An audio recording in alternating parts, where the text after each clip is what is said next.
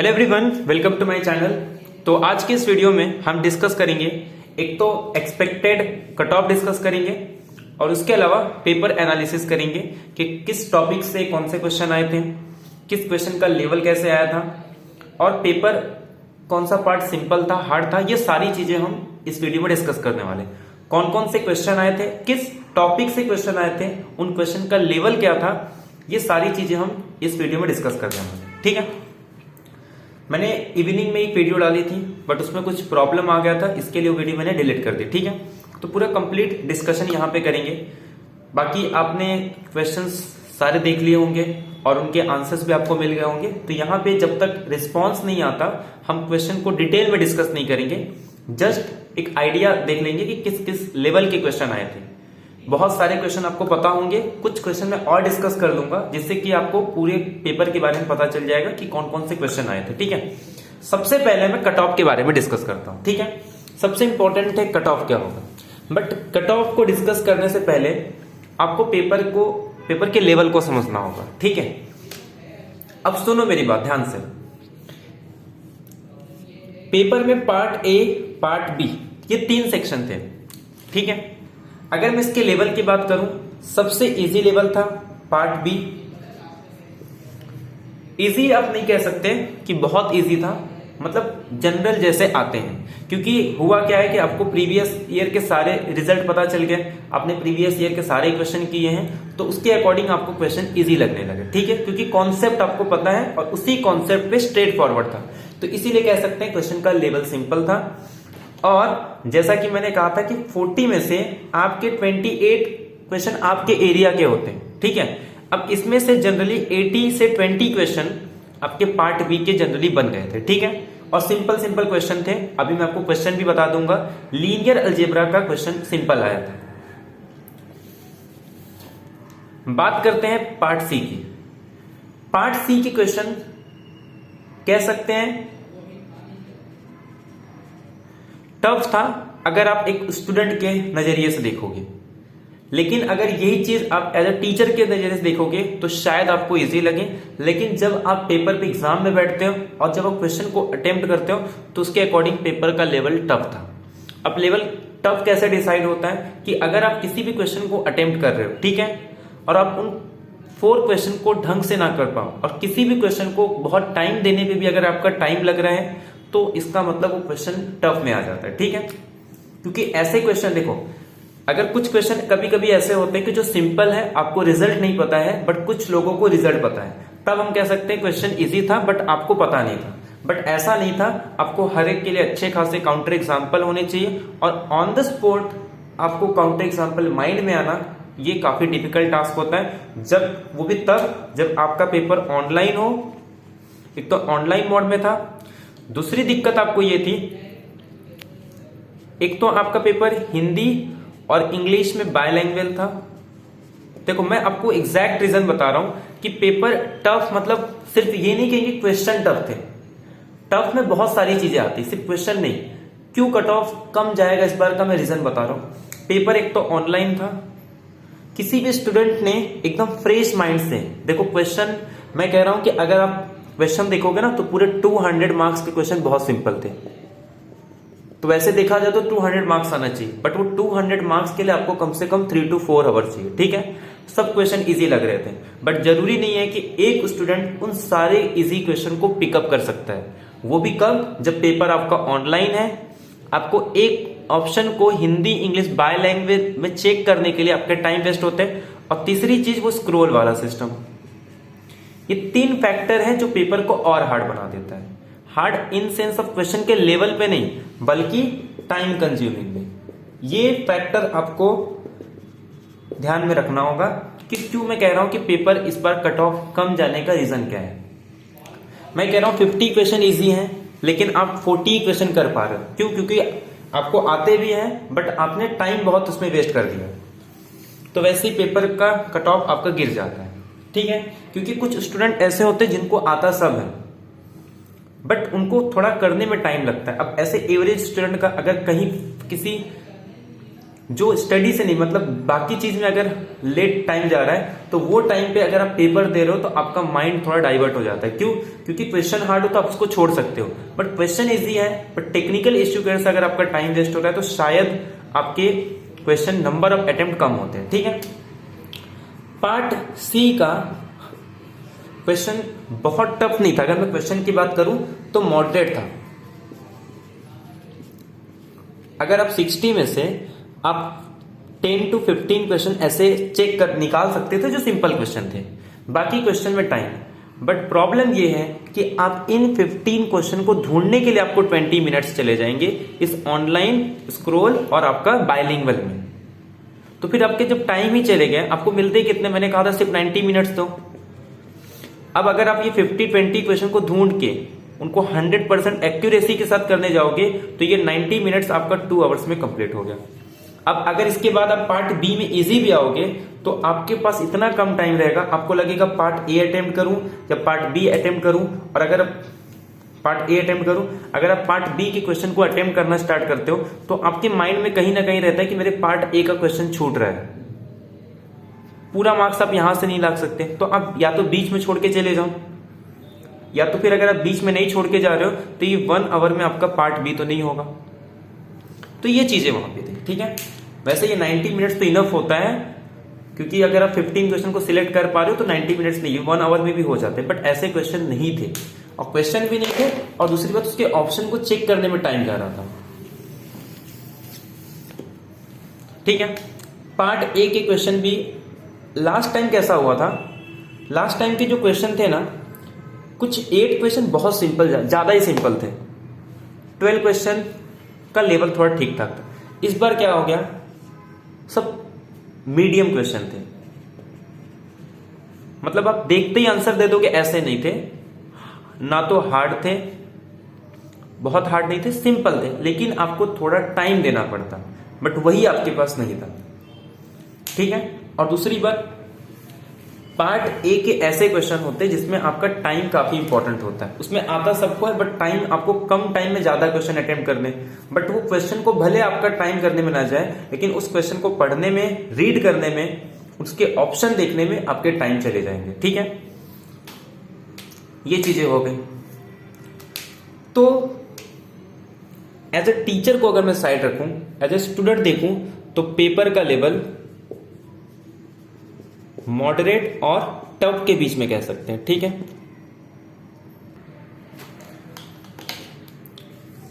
तो मैं इसमें मॉडरेट टू टफ क्यों कह रहा हूं, क्योंकि पेपर का लेवल आपका मॉडरेट था, बट ऑनलाइन उसको टफ में लेके चले गया, मतलब ऑनलाइन ने उसको टफ में कन्वर्ट कर दिया, जबकि पेपर टफ नहीं था। हाँ, पेपर था तो वो लेंदी पेपर था, वो भी कौन सा, पार्ट सी का, न कि पार्ट बी के। पार्ट बी के तो बहुत सारे क्वेश्चन ऐसे थे जो आपका बहुत कम टाइम में हो गया था। ठीक है, ऐसा बहुत सारे क्वेश्चन है, चाहे मैं अप्लाइड की बात करूं, चाहे मैं रियल और लीनियर अलजेब्रा की बात करूं। अब बात यह कि एक्सपेक्टेड कट ऑफ आपका क्या हो सकता है। देखो, जब तक आंसर की नहीं आता, रिस्पॉन्स नहीं आते हैं, तब तक तो हम ये नहीं कह सकते कि एग्जैक्ट क्या होगा, बट जहां तक मेरा ऐसा मानना है कि पेपर और जिस तरीके से स्टूडेंट का जो भी रिस्पॉन्स आए उसको अकॉर्डिंग आपका जीआरएफ का, अगर मैं बात करूं जीआरएफ की, जनरल कैटेगरी की कट ऑफ 110 प्लस नहीं जाएगा। मैं एग्जैक्ट कट ऑफ किसके बीच में होगा वो नहीं बता रहा हूं, बट इसका प्लस नहीं होगा। 100 प्लस कट ऑफ आपका नेट का नहीं जाने वाला है, ये जनरल कैटेगरी की बात कर रहा हूं। ठीक है, और आपको पता ही होगा कि जितने भी अब तक मैंने एक्सपेक्टेड निकाले, चाहे वो सेट की बात हो, चाहे इसके पहले 2 बार के नेट, वो आसपास ही आता है। तो कुछ लोग मुझे जानते होंगे, तो ऐसा नेट का नहीं, मैं बहुत पहले से मतलब प्रेडिक्शन करता हूं। पहले मैं क्रिकेट का प्रेडिक्शन करता था, बहुत आदत थी, मतलब ऐसे ही नहीं, जनरली मैं करता था। ठीक है, कि कौन सा मैच में कौन कितना रन बनाएगा, तो उसमें बहुत सारे पैरामीटर देखता था, जैसे कि पिच कौन सा है, प्लेयर कौन सा है, किस ग्राउंड पे हो रहा है, उसका पिछला उसका परफॉर्मेंस कैसे है, कौन से बॉलर होंगे, तो ये सारी चीजें तो मेरे इसमें काफी अच्छी पकड़ है, मतलब प्रेडिक्शन करने में। ठीक है, तो इन सारे पैरामीटर को अगर मैं देखूं कि स्टूडेंट के एग्जाम के टाइम पे उनका क्या था माइंड, और उसके बाद पेपर के लेवल पे, तो इसके अकॉर्डिंग आपका जनरल कैटेगरी का 100 प्लस नहीं जाने वाला है, लेक्चरशिप का और जीआरएफ का कट ऑफ आपका 110 प्लस नहीं जाएगा, इससे ज्यादा नहीं जाएगा। जैसे एक बार आंसर की रिस्पॉन्स आ जाएगा तो उससे और आइडिया लग जाएगा कि क्या एग्जैक्ट कट ऑफ क्या होगा, वो भी मैं आपको बता दूंगा। वैसे अभी तक किसी ने ज्यादा रिस्पॉन्स नहीं किया है, बट फिर भी पेपर के अकॉर्डिंग बता रहा हूं कि इससे प्लस में नहीं जाने वाला, लास्ट टाइम से कम ही कट ऑफ रहेगा। पहली बात तो ये, भले आपको कितना भी प्रिपरेशन मिला हो, लेकिन जब आप पेपर पे बैठते हो तो वहां पे आपका प्रेजेंस ऑफ माइंड काम में आना चाहिए, ठीक है। लास्ट टाइम बायलिंगुअल भी नहीं था और आई थिंक स्क्रोलिंग वाले सिस्टम में इतनी दिक्कत नहीं आई थी जितना कि इस बार आया। तो ये तो हो गया। इसके अलावा अगर मैं ओबीसी की बात करूं, जबकि आपको लास्ट टाइम कट ऑफ क्या था, लास्ट टाइम ओपन का आई थिंक कुछ जीआरएफ में 140 प्लस था और 102 आपका ये एलएस का कट ऑफ था, तो उससे कम ही होगा। इस बार आपका 100 और 110 तक रह सकता है। इसके अलावा ओबीसी वैसे तो मैं एग्जैक्ट ही बता सकता हूं कि उससे कम कितना होगा, ठीक है, बट अभी इतना जल्दी कुछ कह नहीं सकते, तो इसीलिए मान के चलो 100 प्लस तो नहीं होगा। एक बाउंड्री बता रहा हूं कि 100 प्लस कट ऑफ शायद ही नहीं जाएगा, और अगर चले गया तो इसका मतलब यही है कि स्टूडेंट लोग जो कह रहे हैं पेपर हार्ड है, शायद हो सकता है इजी हो, बट पेपर जिस तरीके से था तो उतना तो नहीं जाना चाहिए। ओबीसी की मैं अगर बात करूं तो 100 प्लस आपका जीआरएफ नहीं जाएगा और 90 प्लस आपका लेक्चरशिप का नहीं जाएगा। ये मैं मैक्सिमम बता रहा हूं, इसका प्लस नहीं होगा, ठीक है, बाकी इससे कम भी हो सकते हैं। एसटी कैटेगरी की मैं अगर बात करूं तो आपका कट ऑफ 90 प्लस नहीं जाएगा जीआरएफ का, या फिर इसको 92 कर दो, और 82 प्लस आपका लेक्चरशिप का नहीं जाएगा, ठीक है। और ऐसे ही मैं अगर बात करूं इसका तो 85 प्लस नहीं जाएगा, वैसे तो और भी कम हो सकता है। देखो एसटी एससी का मैं कुछ एग्जैक्ट नहीं बता सकता, बट मान के चलो कि 80 और 70 के बीच में आपका रहेगा, ठीक है। बाकी ओपन और ओबीसी का तो, और ईडब्ल्यूएस का भी वही ओबीसी के आसपास ही रहेगा, 2-4 मार्क्स का फर्क रहेगा, ठीक है। ये चीजें हो गई। तो अब एक काम करते हैं, ये तो आपको कट ऑफ के बारे में पता चल गया कि इसी के आसपास आपका कट ऑफ रहने वाला है। अब पेपर वाइज अगर मैं बात करूं, टॉपिक वाइज कौन सा टॉपिक आपका इजी आया था, और अगर उसको एक लेवल में बांटा जाए तो किस तरीके से था। देखो, real, linear algebra, complex analysis, modern algebra और अप्लाइड, ठीक है। इस बार जो सबसे सिंपल क्वेश्चन आया था वो लीनियर अलजेब्रा के थे। अब लीनियर अलजेब्रा के तो पहले हम लोग डिस्कस करते हैं लीनियर अलजेब्रा। मैं क्यों कह रहा हूं लीनियर अलजेब्रा के क्वेश्चन इजी आए थे। देखो ऐसा नहीं है, रियल के भी बहुत सारे क्वेश्चन इजी थे। अगर आप इजी क्वेश्चन को ढूंढोगे, पिकअप करोगे, तो आप बोलोगे रियल बहुत इजी था, लेकिन अगर उसी में आप टफ क्वेश्चन को सिलेक्ट कर लोगे तो आप बोलोगे रियल बहुत हार्ड था। तो सिर्फ इजी को देख के हम ये नहीं कह सकते पेपर इजी था, और सिर्फ हार्ड को देख के कह नहीं सकते। आप कोई भी प्रीवियस ईयर का पेपर उठा लो, आपको हर बार इजी क्वेश्चन भी मिलेंगे और हार्ड क्वेश्चन भी मिलेंगे। तो पूरा टोटल ओवरऑल पेपर कैसा होता है ये इंपॉर्टेंट रहता है, क्योंकि कट ऑफ आपके वो 60 या 70 इजी मार्क्स से नहीं होता।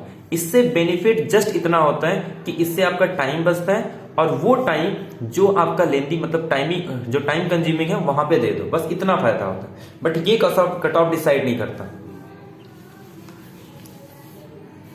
तो सबसे पहले बात करते हैं लीनियर अलजेब्रा के। इसमें तो बहुत सारे क्वेश्चन आपने डिस्कस भी कर लिए होंगे, देख भी लिए होंगे, आपको आंसर भी पता चल गए होंगे। तो मैं just topic wise question discuss कर लेता हूं कि कौन कौन से टॉपिक से क्वेश्चन आए थे, ठीक है।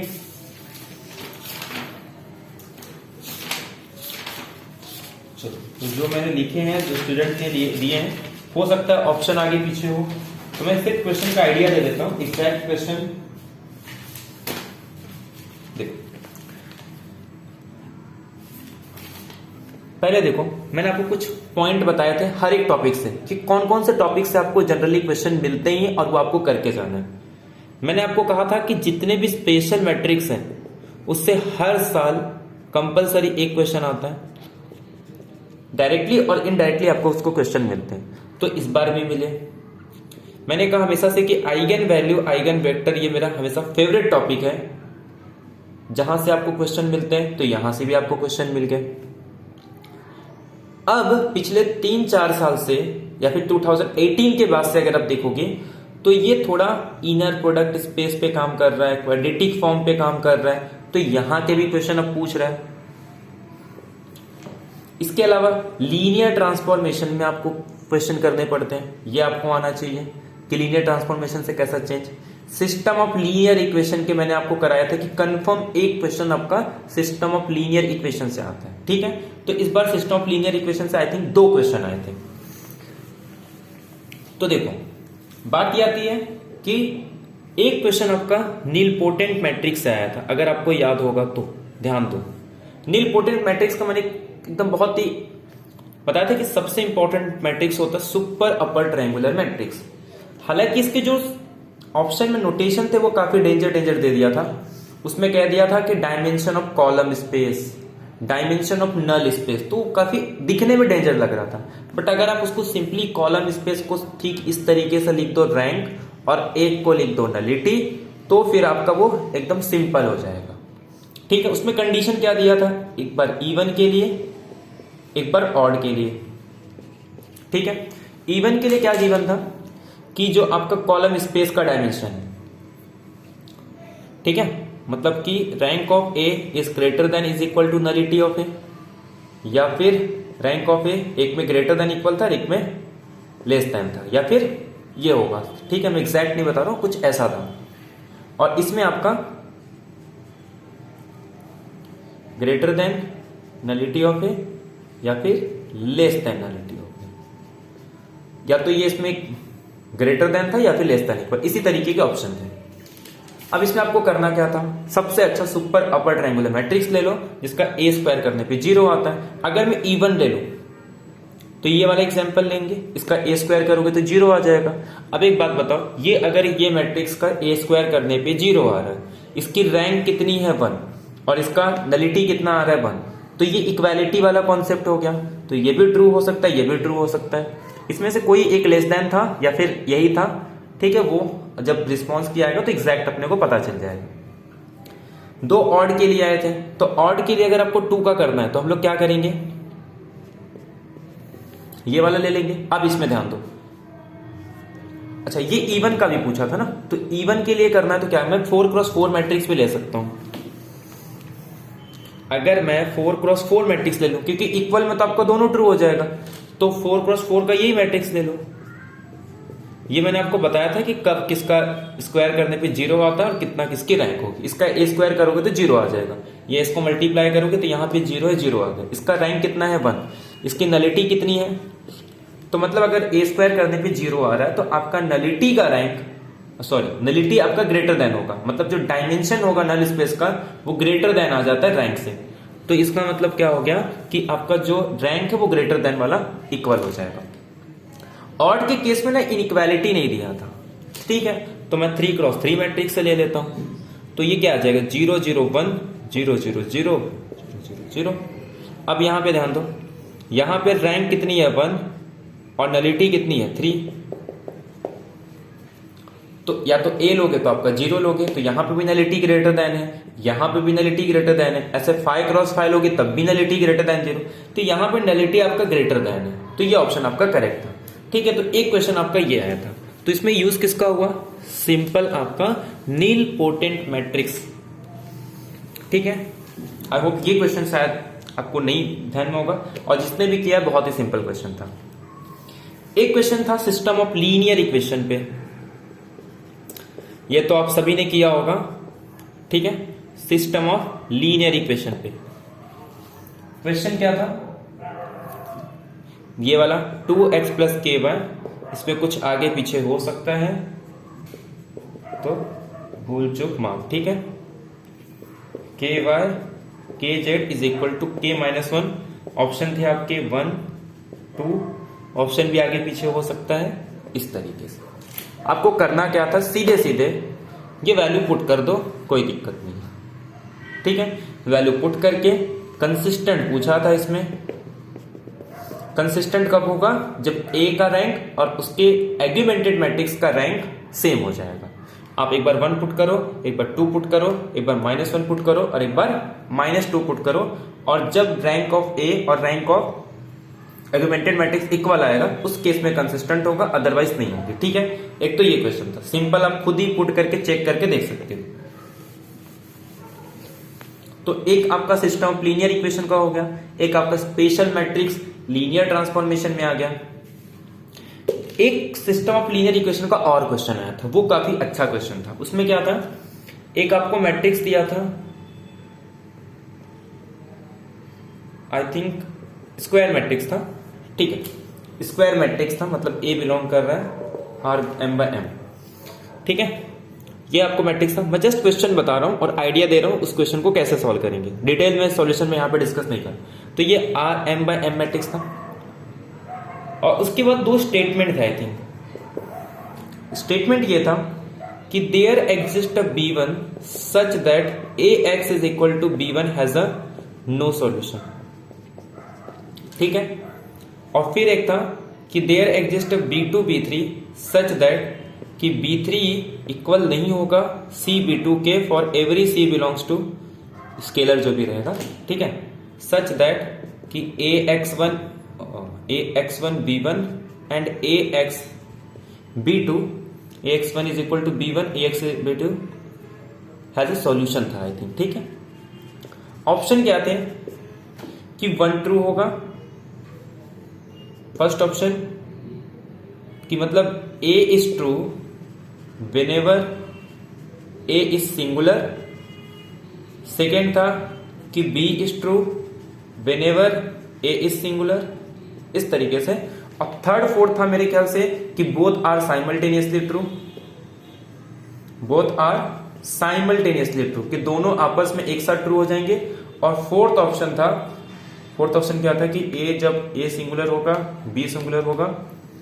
फोर्थ ऑप्शन होगा आई थिंक मेरे ख्याल से कि जब M की वैल्यू 2 हो जाएगी उस केस में एटलीस्ट एक फॉल्स होगा शायद। ठीक है, ये ऑप्शन था। ठीक है, बाकी रिस्पॉन्स आएगा तो पहले ही बोल दिया हूं, अगर कुछ इसमें रॉन्ग है तो भूल चूक माफ करना, जो भी है। ठीक है, चलो ध्यान, यहां तक कोई दिक्कत नहीं। तो ये क्वेश्चन था आपका। इसको करना कैसे था कि एक स्क्वायर मैट्रिक्स है, मैंने आपको सिस्टम ऑफ लीनियर इक्वेशन के सारे पॉइंट्स बताए थे, इसमें कोई दिक्कत नहीं है। स्क्वायर मैट्रिक्स है, अगर इसके पास तीन केस आते हैं, यूनिक सॉल्यूशन क्योंकि नॉन होमोजेनियस है, तो यूनिक सॉल्यूशन, नो सॉल्यूशन या इनफाइनेटली मेनी सॉल्यूशन। कह रहे हैं इसके पास नो सॉल्यूशन आएगा कि एक ऐसी B1 मिल जाएगी सच दैट कि इस सिस्टम ऑफ लीनियर इक्वेशन के पास नॉन होमोजेनियस के पास कोई सॉल्यूशन नहीं होगा। कह रहा है कि जब A सिंगुलर होगा तो B ट्रू होगी, जब A सिंगुलर होगा तो A ट्रू होगा। अच्छा एक बात बताओ, A सिंगुलर हो गया, A सिंगुलर है और इसके पास सॉल्यूशन नहीं है, इसका मतलब क्या है कि A मैट्रिक्स जो भी होगा कुछ इस तरीके से मैं ले सकता हूं कि 1 2 2 4, ये तो इसके लीनियर कॉम्बिनेशन में हो बट ये इसके लीनियर कॉम्बिनेशन में ना हो। ठीक है, कुछ इसी तरीके से मैं कर सकता हूं। तो अब ये मैट्रिक्स कैसा आ जाएगा, सिंगुलर मैट्रिक्स आ जाएगा। हाँ, तो ये सिंगुलर मैट्रिक्स है 4 - 4 0, और इसके पास सॉल्यूशन भी ना हो। सॉल्यूशन मतलब ये इसके लीनियर। अब एक बात बताऊं, ये स्क्वायर मैट्रिक्स है, कोई दिक्कत नहीं यहां पे, ये एक B भी मिल गया और A मेरे पास सिंगुलर मैट्रिक्स भी है, तो इसके पास कोई सॉल्यूशन नहीं है। तो क्या व्हेनेवर A इज सिंगुलर, तो क्या कोई ऐसा B1 मिल जाएगा, क्या मैं ऐसा कोई B1 ढूंढ सकता हूं जिसके पास कोई सॉल्यूशन ना हो, तो मिल जाएगा। सेकेंड में देखो, इसमें हो सकता है थोड़ा बहुत क्वेश्चन चेंज हो, तो बाकी इसके अकॉर्डिंग तो यही होगा कि जब भी A सिंगुलर होगा, तो मैंने A सिंगुलर होगा तो एग्जिस्टेंस पूछ रहा है, तो मतलब क्या मैं मैंने एक मैट्रिक्स ले लिया, सिंगुलर मैट्रिक्स है, क्या मुझे कोई B मिलेगा? ठीक है, तो मैं इसके लीनियर कॉम्बिनेशन में नहीं लेता हूं, तो ये B भी मिल गया कि इसके पास कोई सॉल्यूशन नहीं होगा, कोई दिक्कत नहीं। यहां पे कह रहा है अगर B सिंगुलर है, अब इसमें भी सिंगुलर ही दिया था, आई थिंक सिंगुलर ही दिया था। ठीक है, तो सिंगुलर है मतलब कुछ ऐसा ले लूंगा, मैंने ले लिया 1 2 2 4 सिंगुलर। एक B2 B3 मिल जाएगा, इसके पास सॉल्यूशन हो, ठीक है, कोई दिक्कत नहीं। तो सॉल्यूशन होगा, इसका मतलब क्या होगा कि ये 3 है तो ये 6 आ जाएगा। ठीक है, 1 2 2 4 मैं क्या करूं, कुछ ऐसा B3 ले लूं जो B2 के मल्टीपल ना हो। ठीक है, इसका मल्टीपल नहीं है, तो मैं क्या करता हूं, अगर ये 3 है तो मैं इसको सिलेक्ट कर लेता हूं 6, फॉर एग्जाम्पल 5, तो या फिर एक काम को 6 ही सिलेक्ट कर लेते हैं। और जो C है तो वो फिर मैं क्या, ये इसका 2 टाइम है तो मैं 6 को इसका 2 टाइम नहीं ले सकता हूं, तो मतलब मुझे यहाँ पे 7 लेना पड़ेगा। अब बताओ इसके पास सॉल्यूशन होगा, क्योंकि अगर ये इसका लीनियर कॉम्बिनेशन है, सॉल्यूशन मतलब कंसिस्टेंट सॉल्यूशन की बात कर रहा है, यूनिक सॉल्यूशन ऐसा कुछ नहीं बोल रहा है। तो ये इसकी लीनियर कॉम्बिनेशन में है तो इसको भी लीनियर कॉम्बिनेशन में होना पड़ेगा, कोई दिक्कत नहीं यहाँ पे। अब ये इसके लीनियर कॉम्बिनेशन में, तो अब मुझे इस वेक्टर को इसके लीनियर कॉम्बिनेशन में नहीं लिखना है, तो अगर ये 1 2 6 है तो ये भी इसके लीनियर कॉम्बिनेशन में होना चाहिए, नहीं आ रहा है, तो ऐसा तो पॉसिबल नहीं है। हाँ, अगर ये सिंगुलर नहीं होता तो शायद ये पॉसिबल हो जाता, तब उस केस में मैं ले सकता था, उस केस में हम लोग एग्जांपल ले सकते हैं। ठीक है, कह रहा दोनों साथ में ट्रू हो सकते हैं क्या? ठीक है, तो एक केस में कि दोनों साथ में ट्रू हो सकते हैं। एक बात बताओ, दोनों साथ में कब ट्रू होंगे? जब इसके पास ये सिंगुलर के लिए तो नहीं हो रहा था, तो ये किसके लिए होगा? नॉन सिंगुलर के लिए होगा। अगर नॉन सिंगुलर है तो ये वाला नहीं होगा, क्योंकि नॉन सिंगुलर के केस में, एक बात बताओ, नॉन सिंगुलर के केस में यूनिक सॉल्यूशन आएगा, क्योंकि नॉन सिंगुलर है, इसका मतलब क्या होगा? देखो, मैट्रिक्स सिंगुलर के लिए तो हो गया, कोई दिक्कत नहीं, बट सिंगुलर के लिए ये नहीं हो रहा था, तो इसका मतलब मैं क्या लूंगा? नॉन सिंगुलर ले लूंगा। अगर मैं नॉन सिंगुलर ले लूं तो इसका मतलब मैट्रिक्स की रैंक कितनी हो जाएगी? n, तो हर एक बी के लिए सॉल्यूशन होगा, तो बी मैं B2 B3 कोई भी चूज करूं, कोई दिक्कत नहीं आ रही, तो इसके लिए क्यों सॉल्यूशन नहीं होगा? तो दोनों साथ में तो नहीं पॉसिबल है। फिर कह रहा है कि एटलीस्ट 1 फॉल्स होगा, तो ये भी करेक्ट है, ये भी आप चेक कर सकते हो। तो ये एक क्वेश्चन था। और एक क्वेश्चन था जिसमें आपको दिया था कि A जिसके हर एक रो का सम 1 है, B एक मैट्रिक्स था जिसके हर एक कॉलम का सम 2 है। 1 था कि 2 था? दोनों में 2 था, ठीक है, 2 था आई थिंक। A के हर एक रो का सम 2 था, B के हर एक कॉलम का सम 2 था, ठीक है। और उसके बाद हर एक रो का सम 2 था, हर एक कॉलम का सम 2 था, ऐसे ही मैट्रिक्स था आई थिंक। और ऑप्शन में आपको क्या दिया था? I माइनस, देखो एग्जैक्ट ऑप्शन मुझे नहीं याद है, बट कुछ इसी तरीके से था, I माइनस, और चेंज क्या किया था ध्यान दो। एक बार मेरे ख्याल से 1/2 दे दिया था, एक बार या तो B पे कंडीशन लगाया था या तो A पे कंडीशन लगाया था, तो B ट्रांसपोज है A ट्रांसपोज, नहीं सिंपल। और एक बार 1/4 A ट्रांसपोज B 1/4, ऐसे ही था, ठीक है। या तो B ट्रांसपोज, या तो B में ट्रांसपोज लगाया या तो A में ट्रांसपोज, बट क्वेश्चन इसी तरीके से था, ठीक है। या फिर हो सकता है ये दिया, जो भी दिया, बट ऐसा ही एग्जाम्पल था। अब इसमें आपको करना क्या है? एक मैट्रिक्स ले लो, कोई भी एग्जाम्पल ले सकते हैं, ये ले लो, BBC को ले लो, कोई कंडीशन नहीं दी, चेक कर लो, आपका कोई भी एक ऑप्शन करेक्ट रहेगा। ऐसा मैट्रिक्स लेना है जिसका रो, एक्चुअल में ऑप्शन में क्या था कि which of the following is necessary true, मतलब हर एक केस में ट्रू होगा। तो एक एग्जांपल ले लो जिसका रो मैट्रिक्स रो 2 है, और एक मैट्रिक्स ले लो जिसके हर एक कॉलम का सम 2 है, रो का सम 2, कॉलम का सम 2। तो डायगोनल मैट्रिक्स भी ले सकते हो, कोई दिक्कत नहीं। स्केलर मैट्रिक्स ले लो या डायगोनल मैट्रिक्स ले लो, ठीक है, ये भी मैट्रिक्स ले लेते, इसमें सम का एक बार रिस्पॉन्स आएगा तो पता ही चल जाएगा कि 1 था, 2 था, 3 था, या फिर 2 ही था। तो इस तरीके से आपको काउंटर एग्जांपल लेके आपको इसमें पुट करके देखो कौन सा सेटिस्फाई कर रहा है। एक क्वेश्चन था कि अगर x0 ये सॉल्यूशन है, किसका सॉल्यूशन है? कुछ इस तरीके से दिया था, ठीक है, इस तरीके से दिया था। और A में मेरे ख्याल से 3 मैट्रिक्स थी, एक कुछ इस तरीके से आपको 3 मैट्रिक्स थे। यहाँ पे कुछ एंट्री दिया था, उसका एक का डिटरमिनेंट 0 आ रहा था, या फिर इसमें से किसी का डिटरमिनेंट तो 0 आ रहा था, ठीक है। अब आपको ये क्वेश्चन गिवन था, और फिर ऑप्शन में आपको डिटरमिनेंट के बारे में पूछ रहा था, आई थिंक इसके डिटरमिनेंट के बारे में। एक में 0 था, और एक तीनों में नॉन जीरो थे, बस इतना ही क्वेश्चन था। और कह रहा था कि इसमें से कौन सा पॉसिबल नहीं होगा। तो आपको करना क्या है, ध्यान दो, a x minus x is equal to a, पहले तो इसका डिटरमिनेंट निकाल लो, ठीक है, कोई भी एक डिटरमिनेंट निकाल लो और एक मैट्रिक्स एक्स सिलेक्ट कर दो, ठीक है। एक मैट्रिक्स सिलेक्ट करके या तुम देखो एक सुटेबल मैट्रिक्स पुट करके आप इसको चेक कर सकते हो, उससे भी आ जाएगा, या फिर आप ए आपको दिया ये, इसमें इसका डिटरमिनेंट क्या है उसका यूज कर लो, या फिर इसी को एडजस्ट करके इस तरीके से भी कर सकते हो।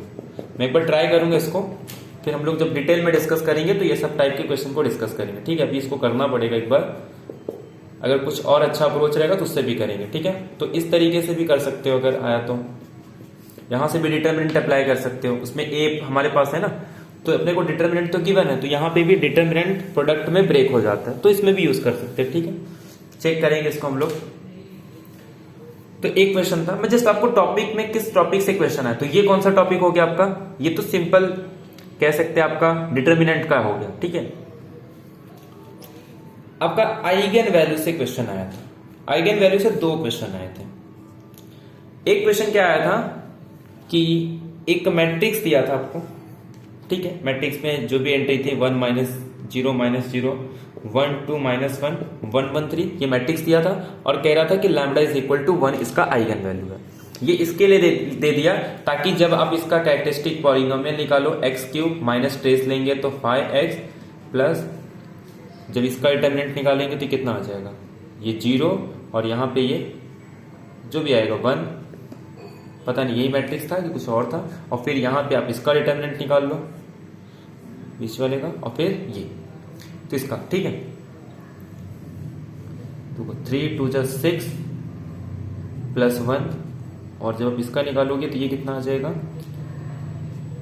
3 0, सेकेंड तो पूरा 0 आ गया और लास्ट वाला आपका प्लस 1, तो ठीक है। तो ये कुछ इस तरीके से आया था x cube minus x plus 7 और माइनस इसका डिटरमिनेंट निकाल लो। अब इसमें होगा क्या कि आपको एक फैक्टर फाइंड आउट करने रहेंगे और 3 डिग्री का इजीली फाइंड आउट नहीं कर सकते, इसके लिए 1 दे दिया कि एक फैक्टर आपको दे रहा है, उसके बाद आप सिंथेटिक या फिर डायरेक्ट फैक्टर निकाल के उसका पॉलिनोमियल निकाल लो। जब इसका कैरेक्टरिस्टिक पॉलिनोमियल निकालोगे तो एक फैक्टर आपको दिया ही था, बाकी आपको कुछ सिंथेटिक मेथड से ये आ जाता है। जब इसको सॉल्व करोगे तो ये x माइनस 2 का होल स्क्वायर आ जाएगा। जस्ट आपको चेक क्या करना था, आपको पता है कि ऑप्शन में क्या क्या था, 4 ऑप्शन थे आपके पास। आई थिंक मेरे ख्याल से आइगन वैल्यू पे था कि इसकी आइगन वैल्यू 3 होगी या फिर 1 होगा, और एक में क्या था कि इसके पास जितने भी आइगन वैल्यू है उनकी ज्योमेट्रिक मल्टीप्लिसिटी 1 होगी या फिर उनके रिस्पेक्ट में एक ही लीनियरली इंडिपेंडेंट आइगन वेक्टर बनेगा, ऐसे ही कुछ था। और फोर्थ ऑप्शन में था आपका ए डायगोनलाइजेबल है। डायगोनलाइजेबल मैंने क्या बताया था, बहुत सारे थ्योरम बताए। या तो आप अगर एक ही आइगन वैल्यू है तो उसके रिस्पेक्ट में जो आइगन वेक्टर बनेगा वो लीनियरली इंडिपेंडेंट बनेगा। 2 के लिए चेक करना होता है लैम्बडा माइनस 2i, इस मैट्रिक्स का हम लोग क्या निकालेंगे, नलिटी निकालेंगे। अगर इसका नलिटी 2 आ गया तो फिर वो क्या आ जाएगा हमारा ज्योमेट्रिक मल्टी, मतलब उसके रिस्पेक्ट में 2 लीनियरली इंडिपेंडेंट आइगन वेक्टर मिलेंगे। तो ज्योमेट्रिक मल्टीप्लिसिटी अल्जेब्रिक मल्टीप्लिसिटी के इक्वल है तो आपका डायगोनलाइजेबल। बट उससे अच्छा है कि आप फैक्टर निकाल लो x माइनस 1 x माइनस 2, या तो ये मिनिमल पॉलिनोमियल होगा या तो x माइनस 1 x माइनस 2 का स्क्वायर। ये इजी है, इससे आप चेक कर सकते हो कि ये एक भी एंट्री अगर आपका नॉन जीरो आ गया तो इसका मतलब ये नहीं हो सकता, तो ये है, और ये कभी भी डायगोनलाइजेबल नहीं होगा। तो इसका मतलब क्या है कि इसके रिस्पेक्ट में भी इसकी ज्योमेट्रिक मल्टीप्लिसिटी 1, इसके रिस्पेक्ट में भी इसकी ज्योमेट्रिक मल्टीप्लिसिटी 1, यानी कि जितने भी आइगन वैल्यू है उनके रिस्पेक्ट में एक ही आइगन वेक्टर मिलेगा। तो आपका सी ऑप्शन करेक्ट हो जाएगा, ठीक है। आई होप ये क्वेश्चन भी आपको क्लियर हो गया होगा। एक क्वेश्चन था आपको दिया था कि एक मैट्रिक्स है जिसके eigen value I think 1 minus 1 2 minus 2 था, यही था?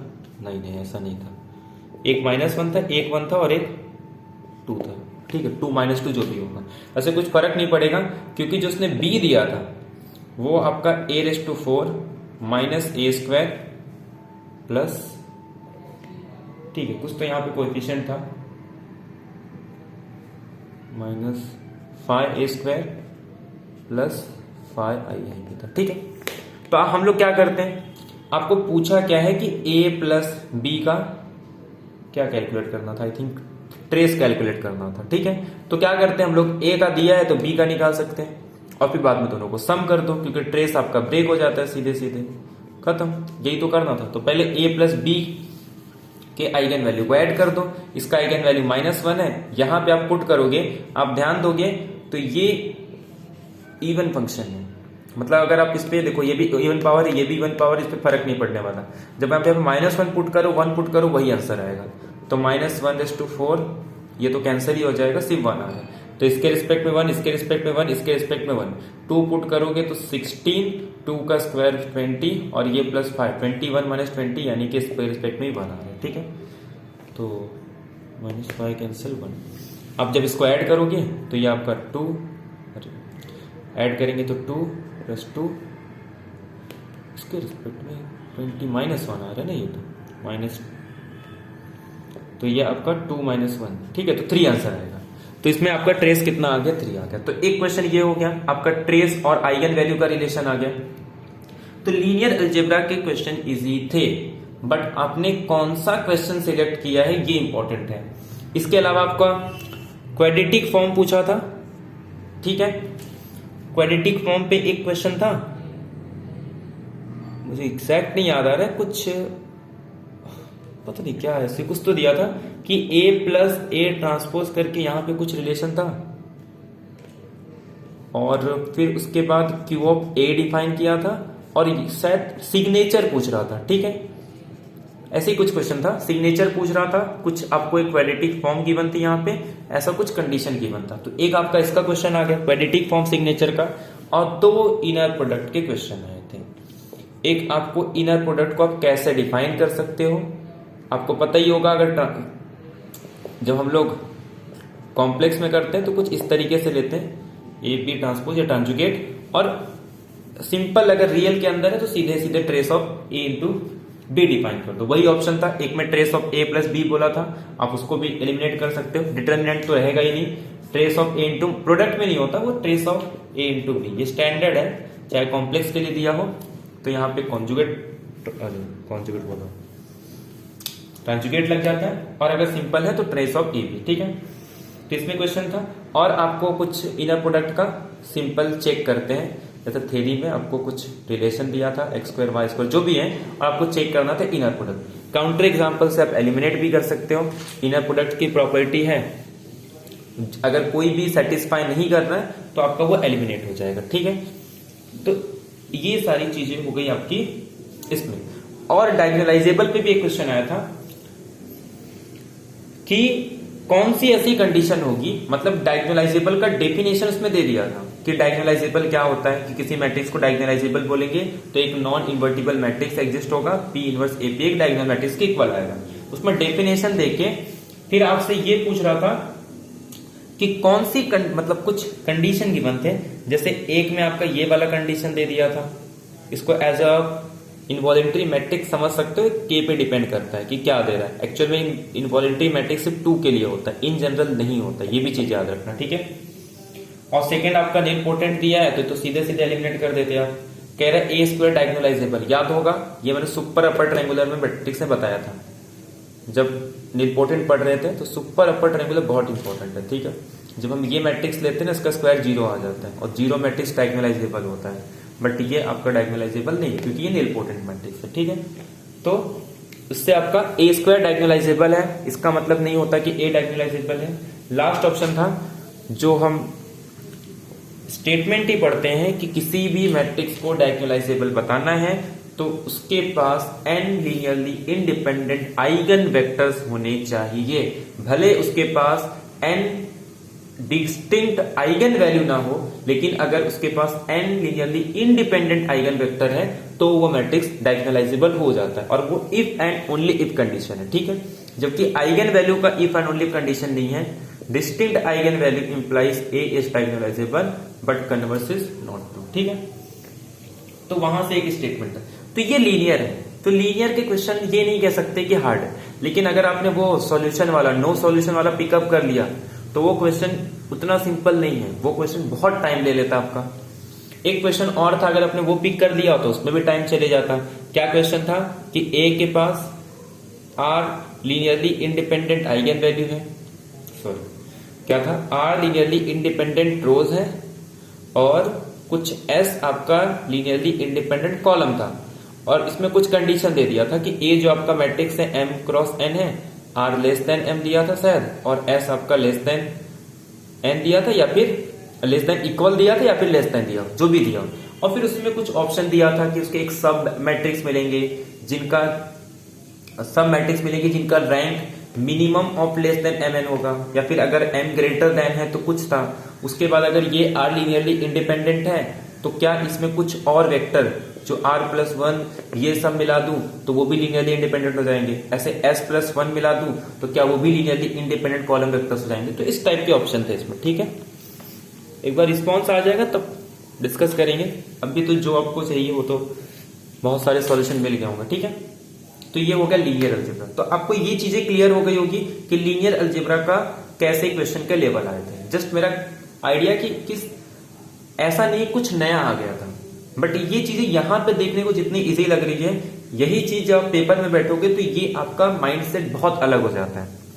बात करते हैं रियल एनालिसिस की।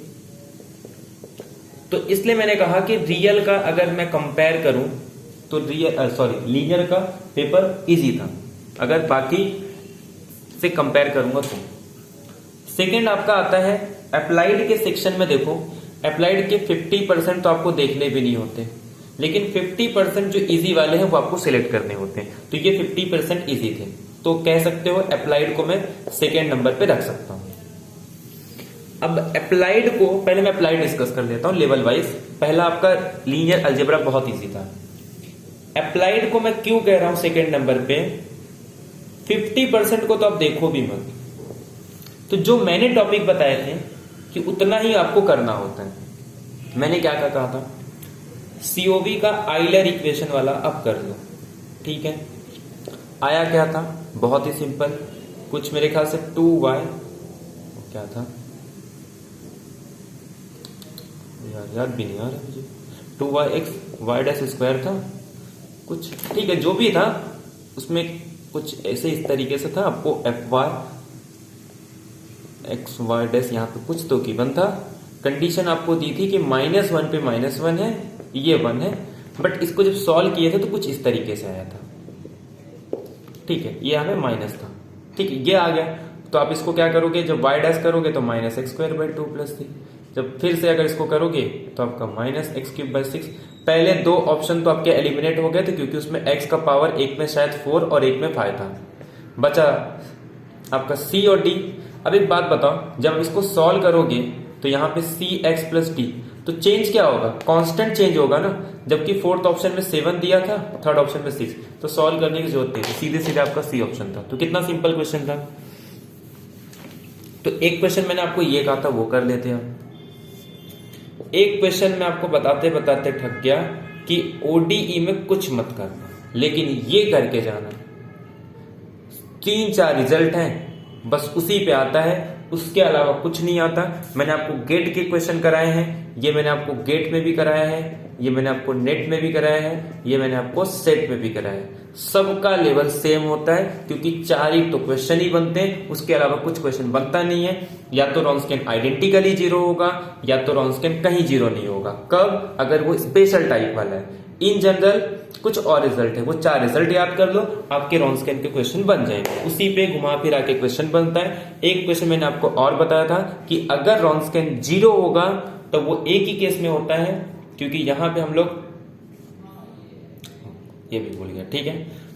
तो क्या था, जब जो ऑर्डिनरी डिफरेंशियल इक्वेशन होता है वहां पे जो आपका y' का कोएफिशिएंट है वो 0 होना चाहिए, y' का कोएफिशिएंट, ठीक है। एक बार चेक, हाँ y' का कोएफिशिएंट आपके टर्म नहीं होगा तो फिर आपका वो रॉन्स्कियन 0 आ जाता है उसी केस में। तो वो कुछ रिजल्ट है, वही 4-5 रिजल्ट है आपके, उस सारे क्वेश्चन उसी से आते हैं और कुछ नहीं आता, ठीक है। वो एक क्वेश्चन आपका आ गया था।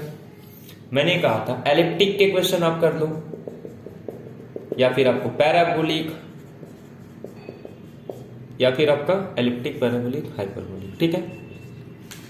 याद होगा मैं जब भी लेक्चर लेता हूं यही कहता हूं कि आप कुछ मत करो। अगर पूरा अप्लाइड आपको छोड़ना है तो छोड़ दो। आप सीओवी का आइलर इक्वेशन देख लो, रॉन्स्कियन देख लो। देखो मैंने पिछले 10 दिन में बहुत सारे टॉपिक करा सकता था, मैंने आपको कुछ नहीं कराया ओडी का, क्योंकि मुझे पता है कि वो एग्जाम में भी आगे आप नहीं करोगे। आप करोगे क्या, रॉन्स्कियन वाला, मैंने कहा था वीडियो देख लो, एलिप्टिकल पैराबोलिक वाला वो वीडियो, वहां से क्वेश्चन पूछा क्या था। 4 ऑप्शन थे, एक ऑप्शन में कुछ इस तरीके से था,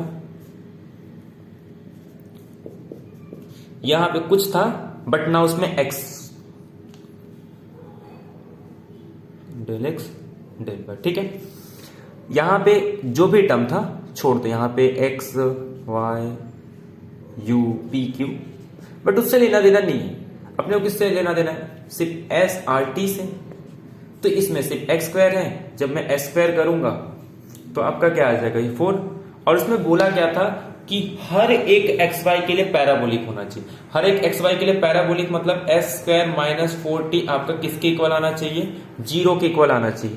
एस स्क्वायर माइनस 40 अगर आपका 0 के इक्वल आ गया, सिर्फ उसी केस में वो पैराबोलिक होगा। तो जो आपका इन जनरल 0 आएगा वो आपको नहीं टिक करना। आपको जस्ट उसमें ऑप्शन में ये पूछा था कि हर एक एक्स वाई के लिए वो पैराबोलिक होना चाहिए, क्योंकि हर एक के लिए पैराबोलिक नहीं होना चाहिए। हाँ, मतलब हर एक के लिए पैराबोलिक नहीं, वो ऑप्शन निकालना था। इसमें क्या थे, अलग अलग ऑप्शन दिए थे बट कुछ किया ही नहीं था उसमें। मेरे ख्याल से एक्स स्क्वायर डेल स्क्वायर और del u by del x square था, क्योंकि 2 0 आ रहा था उसमें। एक में आई थिंक माइनस और एक में प्लस, यहां पे जो था वही आ रहा था। तो एस स्क्वायर करूंगा तो 4 मतलब a माइनस बी का होल स्क्वायर, तो यहाँ पे 2xy कर देंगे तो फिर ये मेरा आ जाएगा डेल एक्स डेल वाई। तो 2 का स्क्वायर 4 मतलब यहाँ पे मुझे वाई स्क्वायर करना होगा, ठीक है। तो देखो इससे हुआ क्या, जब मैं एस स्क्वायर निकालूंगा तो यहाँ पे अगर माइनस भी हो प्लस हो कुछ फर्क पड़ेगा नहीं।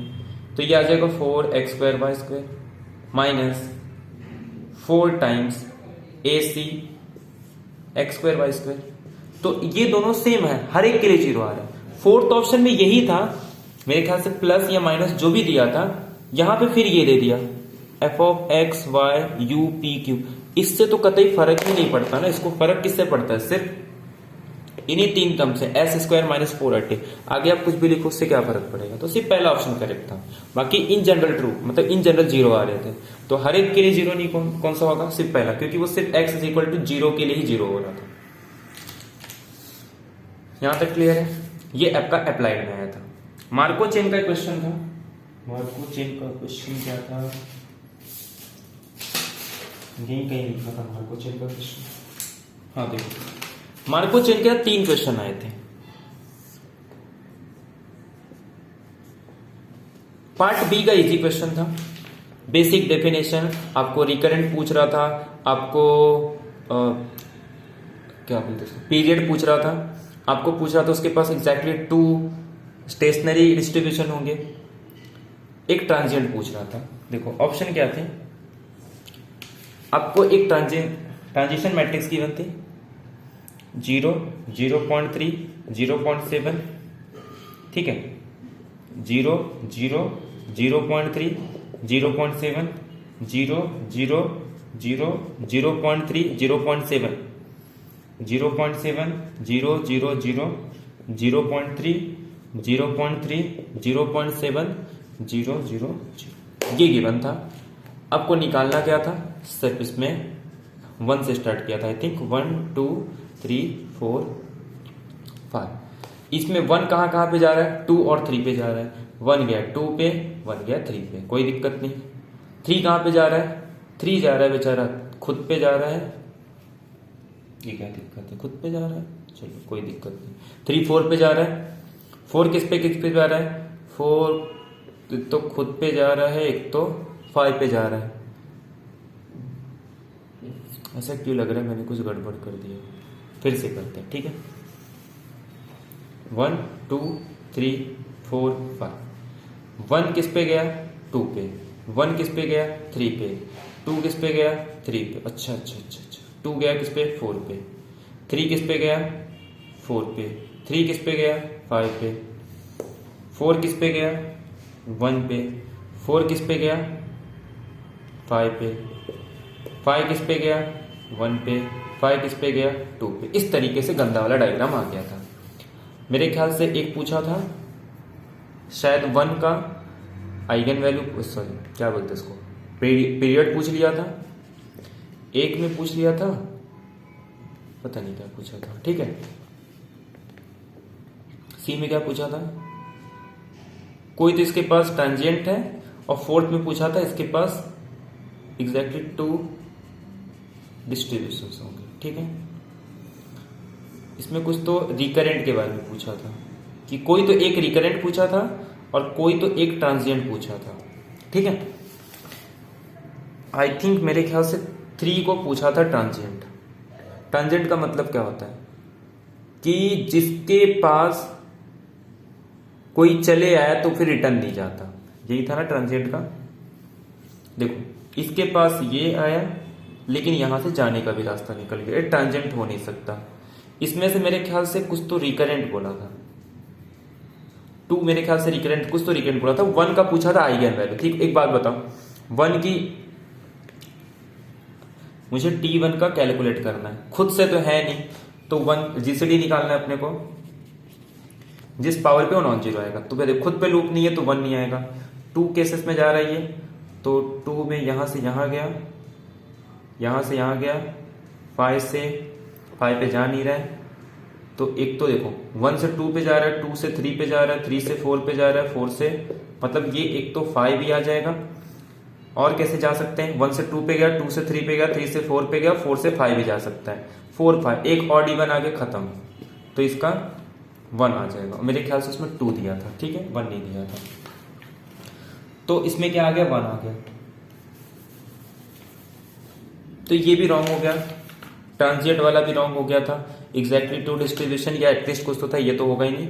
बचा क्या आपका, ये इसमें से कुछ तो रिकरेंट दिया था, आई थिंक 2 या 1 जो भी दिया था वही ऑप्शन आपका करेक्ट था, ठीक है।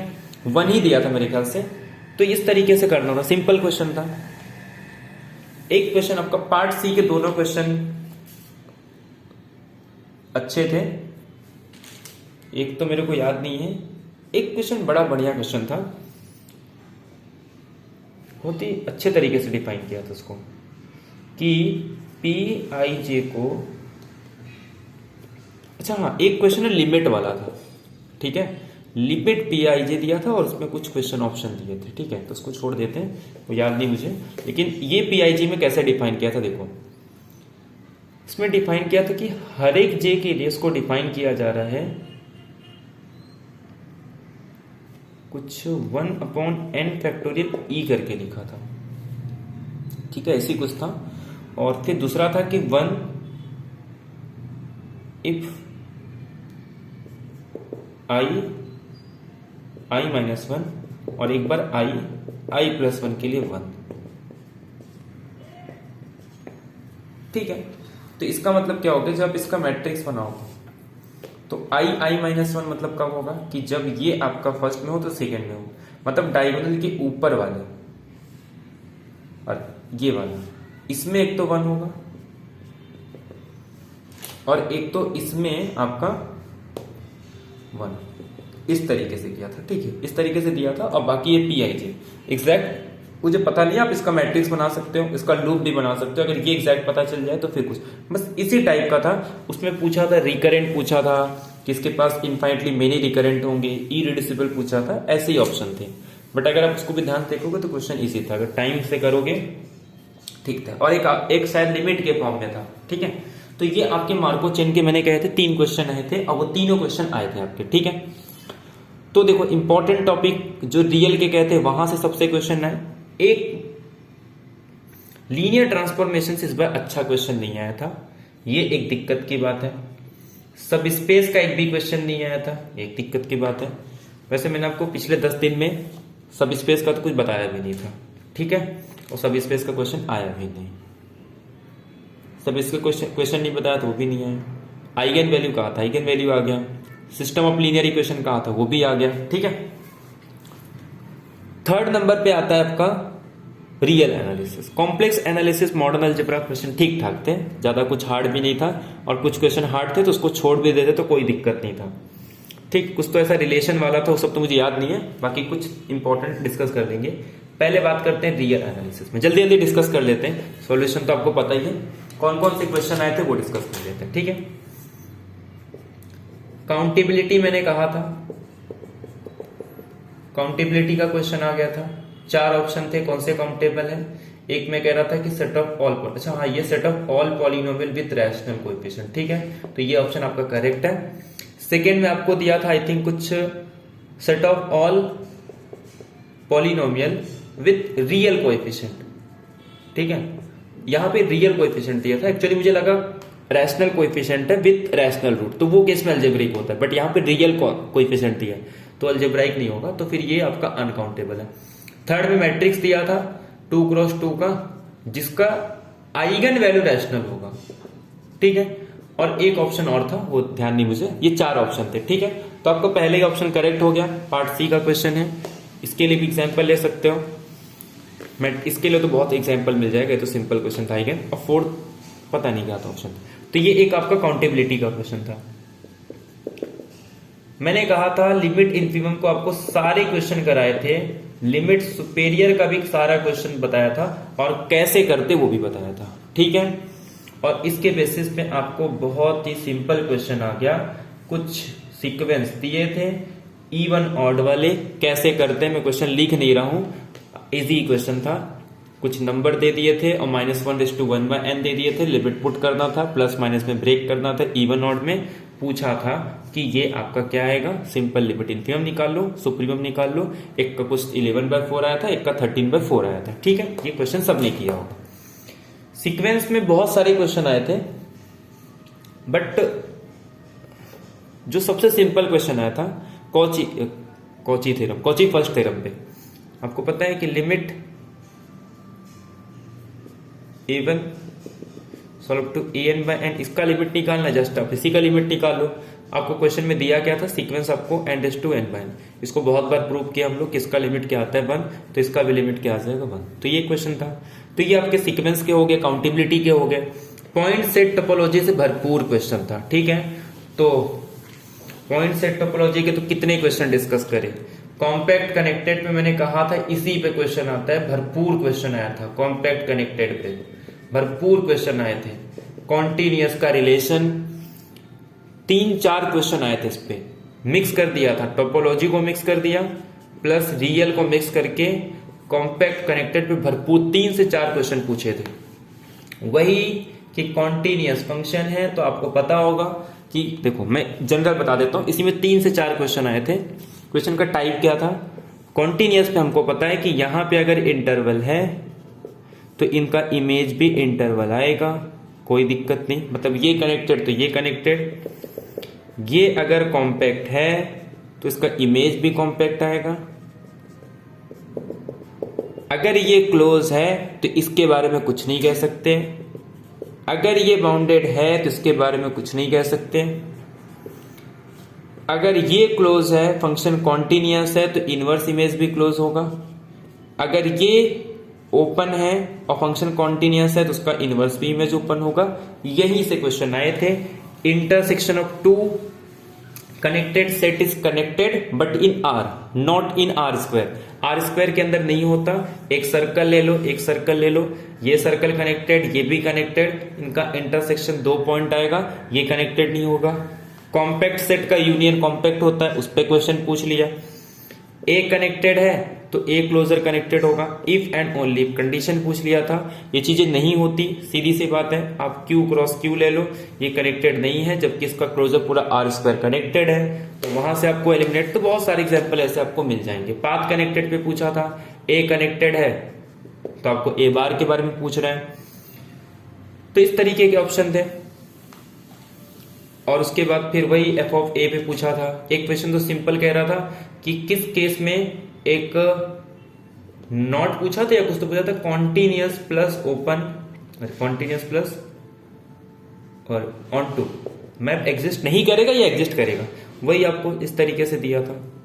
एक में मेरे ख्याल से यहां पे सेमी ओपन देके यहां पे कुछ दिया था, एक में यहां पे कॉम्पैक्ट देके यहां पे सेमी ओपन दिया। ये चीजें नहीं हो सकती क्योंकि ये कॉम्पैक्ट है तो इसको कॉम्पैक्ट होना पड़ेगा।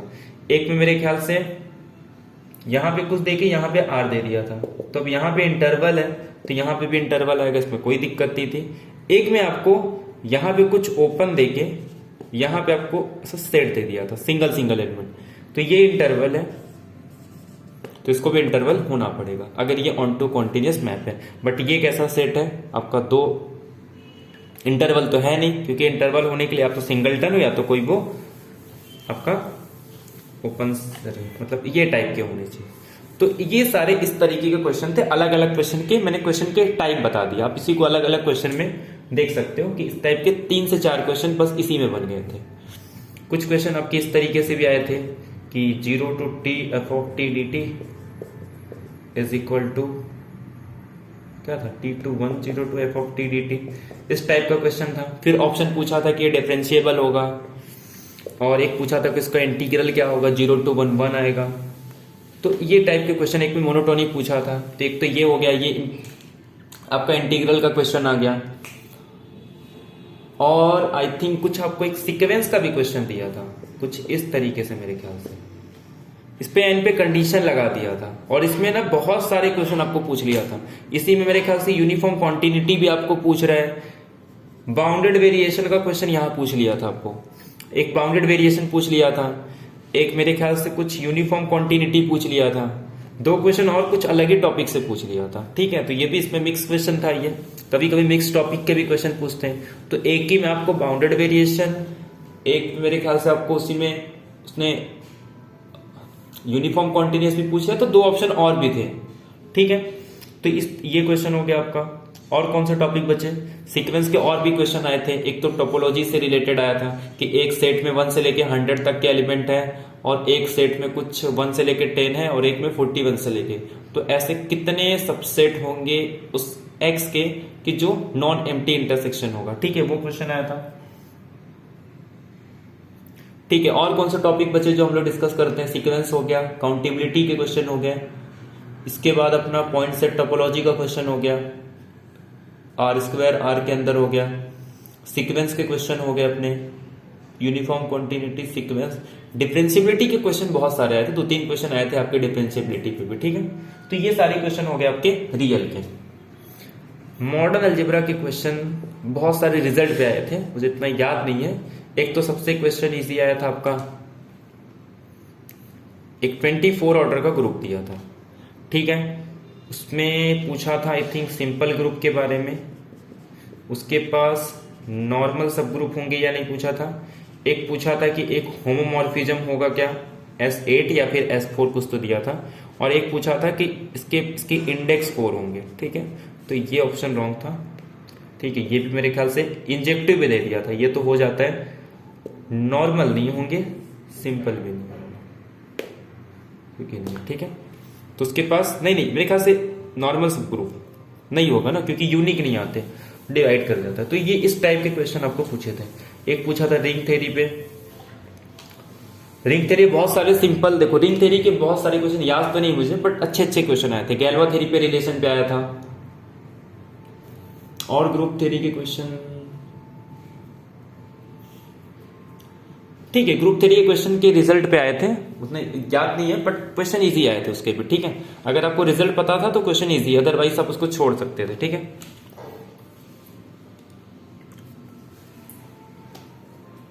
अब आता है आपका कॉम्प्लेक्स एनालिसिस। देखो कॉम्प्लेक्स एनालिसिस मैंने आपको एक वीडियो कराया था, अगर आपने उस वीडियो को, मैं ये नहीं कर रहा हूं वहां से आपने सारी चीजें सीख ली होगी, बट वहां से आपको वो टॉपिक तो पता चल गया होगा कि किस टॉपिक से आते हैं। हालांकि मैं 2 वीडियो लेने वाला था, बट एक ही वीडियो लिया था, बट उसी वीडियो से मैंने कहा था एक क्वेश्चन आपका कॉची इंटीग्रल फॉर्मूला से आया था, एक क्वेश्चन आ गया आपका e⁻⁵ कुछ करके था, क्या था, i⁻z था, यहाँ पे कुछ z-1 था, यहाँ पे कुछ z-2 i² करके, और दिया था 3/2।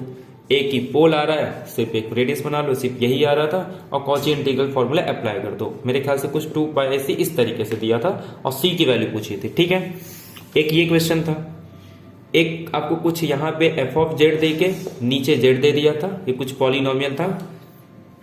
ठीक है, तो ये आपको देके फिर पूछ रहा था कि एक फंक्शन है, मतलब ये फंक्शन है जिसका सेंटर, मतलब टेलर सीरीज एक्सपेंशन दिया था आई थिंक, और जिसका सेंटर कहां पे 1 पे। ठीक है, तो अब एक बात बताओ, इस इसको मैं जी ऑफ जेड दे देता हूँ। इस तरीके से एफ ऑफ जेड को डिफाइन किया था। अब कह रहा है कि इसका रेडियस ऑफ कन्वर्जेंस बताना है, ठीक है। तो ये किसी पावर सीरीज का एक्सपांशन फंक्शन, मतलब ये फंक्शन हो गया जिसका ये पावर सीरीज है। तो रेडियस ऑफ कन्वर्जेंस यहाँ पे कैसे डिफाइन करते हैं, मैंने दोनों डेफिनेशन बताया। वहां पे हम लोग लिमिट से निकाल लेते हैं और यहाँ पे नियरेस्ट सिंगुलैरिटी देखते हैं। एक बात बताओ, अगर कोई 1 पे है, 1 पे था ना, और आपका नियरेस्ट सिंगुलैरिटी क्या है, ये पॉइंट, तो जब आप नियरेस्ट सिंगुलैरिटी निकालोगे तो आपका वही क्या आ जाता है, रेडियस ऑफ कन्वर्जेंस। तो सिंपल आपका आंसर 1 था, ठीक है।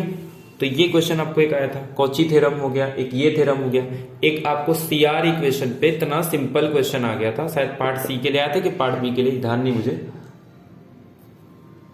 सीआर इक्वेशन का इक्वेशन ही दे दिया था I think, u x is equal to v y, u y is equal to minus v x, और एक में थोड़ा अलग दे दिया था, और एक में मेरे ख्याल से कुछ इसका डेफिनेशन दिया था, एक में u x plus v x, कुछ तो इसी स्क्वायर में था, इसी का डेफिनेशन पूछ लिया था। तो ये सिंपल सीआर इक्वेशन पे सिंपल रिजल्ट पूछ रहा है आपको। एफ डैश जेड आपको पता ही होगा कि u x plus u v x हो जाता है, और अगर उसी का कॉची थ्योरम करके दूसरा फॉर्म भी आ जाता है। एक आपसे ये पूछा था, एक क्वेश्चन था आपका, अच्छा एक यूनिफॉर्म कॉन्टिन्यूटी का क्वेश्चन भूल गया मैं। यूनिफॉर्म कॉन्टिन्यूटी का रियल में पूछा था, f of x is equal to x square और g of x is equal to sine x दिया था। एक में शायद इसका सम पूछ रहा था, एक में प्रोडक्ट पूछ रहा था, और एक में जी ऑफ एफ पूछ रहा था, एफ ऑफ जी पूछ रहा था। तो एक बार आपका जब इसमें पुट करोगे तो साइन एक्स स्क्वायर आएगा, और जब इसमें पुट करोगे तो साइन एक्स स्क्वायर आएगा। एक में आपका x square plus sine x था शायद, और एक में आपका x square into sine x या कुछ और था, ठीक है, इस तरीके से था। ये भी आपका नहीं है, ये भी नहीं है, ये भी नहीं है, ये वाला आपका यूनिफॉर्म कॉन्टिन्यूटी। सेकंड, इसका सेकंड ऑर्डर डेरिवेटिव निकाल लो, और सेकंड ऑर्डर डेरिवेटिव अगर बाउंड, सॉरी, इसका डेरिवेटिव अगर बाउंडेड है तो फंक्शन क्या हो जाता है, बाउंड यूनिफॉर्म कॉन्टिन्यूटी हो जाता है। तो वहां से हो गया। तो ये आपका क्वेश्चन थे। तो क्वेश्चन इजी थे, मैं ये नहीं कह रहा हूं क्वेश्चन, बट पेपर में बैठने पे क्वेश्चन कैसे लेवल होते वो इंपॉर्टेंट होता है, ठीक है। और कॉम्प्लेक्स के और क्या क्या क्वेश्चन थे कॉम्प्लेक्स के, ये हो गया, एक सिंगुलैरिटी वाला हो गया, एक रेडियस ऑफ कन्वर्जेंस हो गया, एक शायद मेरे ख्याल से ये दिया था कि साइन जेड दिया था कि कॉस जेड, जो भी दिया था 1 माइनस, ऐसे ही दिया था, sine z 1 minus cos z. यहाँ पे m दिया था, यहाँ पे n दिया था, कह रहा था कि m ग्रेटर देन n है तो उसके पास पोल होंगे, या फिर कुछ मेरे ख्याल से रिमूवेबल सिंगुलैरिटी दिया था, कह रहा था कि m लेस देन n है तो पोल होंगे। थर्ड कुछ ऑप्शन था, फोर्थ में कह रहा था कि आइसोलेटेड सिंगुलैरिटी, एसेंशियल सिंगुलैरिटी, ठीक है। तो इसी तरीके से था, कुछ और पोल पे भी कंडीशन थे। तो ये सब ऑप्शन थे। तो ये आपका सिंपल सिंगुलैरिटी पे क्वेश्चन आ गए। तो देखो हमने सारे क्वेश्चन डिस्कस कर लिए, चाहे वो रियल एनालिसिस हो, लीनियर अलजेब्रा हो, कॉम्प्लेक्स एनालिसिस हो, चाहे मॉडर्न अलजेब्रा हो, चाहे मार्को चेन के क्वेश्चन हो, चाहे ODE, PDE, CoV, integral equation के भी कुछ क्वेश्चन थे, और क्या बचा, यही चार टॉपिक है। न्यूमेरिकल एनालिसिस छोड़ दो, उसका भी एक क्वेश्चन इजी आया था बट छोड़ दो। और एक एलपीपी का भी 2 क्वेश्चन आया था, 2 या फिर एक ही क्वेश्चन आया था, ठीक है। तो उसको डुअल मेथड से करना था। तो ये चीजें आपके ये पूरे हो गए। रियल में आपके मान के चलो, अगर मैं टोपोलॉजी को इंक्लूड कर लूं तो दोनों मिला के कुछ 15 to 18 क्वेश्चन, अरे 15 to 16 क्वेश्चन आए थे। लीनियर अलजेब्रा के कुछ 13 से 14 क्वेश्चन आए थे। कॉम्प्लेक्स एनालिसिस के 8 to 10 क्वेश्चन आए थे। मॉडर्न अलजेब्रा रिंग थ्योरी पूरा मिला के 8 to 10 क्वेश्चन आए थे। मार्को चेन के 3 क्वेश्चन आए थे। ओडीई के आई थिंक 4 क्वेश्चन आए थे। पीडीई का भी अच्छा हाँ, 2 क्वेश्चन आपके कॉची थ्योरम से भी आए थे, वो तो मैं भूल ही गया। 2 क्वेश्चन आपके कॉची थ्योरम से भी आए थे। कॉची थ्योरम में क्या था कि x into del y by del x minus x, पहले y दे दिया था उसने, ठीक है, del u by del y, del u by del x plus u minus 1 is equal to 0। एक तो हाँ चलो ये था, और एक दूसरा वाला भी जो था वो भी एज इट इज ऐसे ही था। कुछ आगे पीछे थोड़ा बहुत किया था, इसमें कंडीशन भी लगा दिया था x0 is equal to sine x दिया था ना। और सेकेंड वाला भी सेम ऐसे था, बट वहां पे कुछ इस तरीके से दे दिया था ut, तो इसी कुछ था u2 yt ut प्लस ऐसे इसी तरीके से था मेरे ख्याल से, plus u is equal to 0 ये टाइप का था। तो मतलब ये क्वेश्चन आपका कॉची थ्योरम से भी आ गया था, मतलब पार्शियल डिफरेंशियल इक्वेशन का एलिप्टिकल वाला हो गया, 2 क्वेश्चन आपके कॉची थ्योरम से हो गए, तो 3 से 4 क्वेश्चन थे, तो इसमें 3 क्वेश्चन तो आपका सिंपल ही आ गया था। एक क्वेश्चन और था, ठीक है, तो एक क्वेश्चन आई थिंक और था, तो ये 3 क्वेश्चन आपके सिंपल हो गए। ओडीई का आपका एक रॉन्स्कियन का हो गया, और भी एक क्वेश्चन था कुछ इस तरीके से कि y डबल स्क्वायर मतलब y डबल डैश कुछ देके, बट उसमें एक कंडीशन, सिर्फ एक ही कंडीशन दिया था और पूछा था कि ये सॉल्यूशन है। सीओबी का और एक क्वेश्चन था लोकल मिनिमा मैक्सिमा, ये पूछ रहा था y इज इक्वल टू 0। तो ये पूरा एनालिसिस है, कंप्लीट एनालिसिस।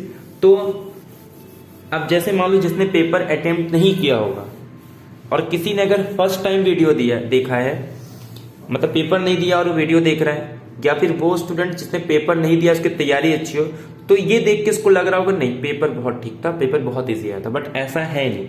जब आप पेपर अटेम्प्ट करने जाओगे, इन सारे क्वेश्चन को आप देख लो, ये अपने आप में बहुत बड़ी बात है, ठीक है। तो ओवरऑल जो कंक्लूजन था, पेपर था तो इजी नहीं, मॉडरेट था, बट कुछ इश्यूज आई थी।